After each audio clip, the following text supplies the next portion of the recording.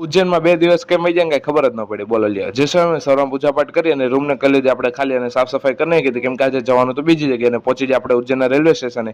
ત્યાંથી આપણે પકડી લીધી ટ્રેન ને એક જણાનો સામાન જો 3 બેગ છે. બોલો લ્યો આવું છે. પછી તો બેસીને અને સરસ મજાનો વ્યૂ હતો એકદમ ધુમ્મસ ધુમ્મસ મજા આવી ગઈ.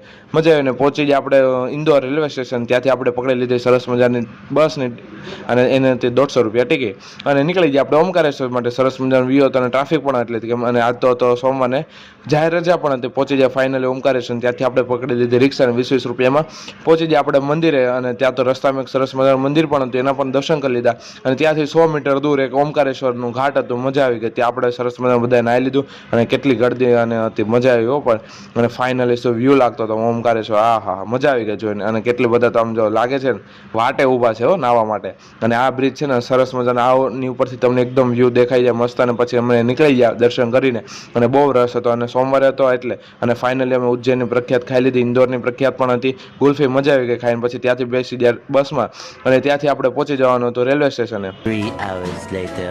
આપણે રેલવે સ્ટેશનને ત્યાં બસ તો ટ્રેન તો નીકળી ગઈ. પછી તો કાંઈ ને પછી બેસી ગયા અને ત્યાં તો ફોન ઘુમાડવા માંડ્યા. આવું છે આનું કામ. પછી તો આપણે ખાઈ લીધો મસ્ત સરસ મજાના gulab jamun. A few moments later. Finally આપણે પહોંચી જાય સુરતના રેલવે સ્ટેશન. મળીએ ત્યારે.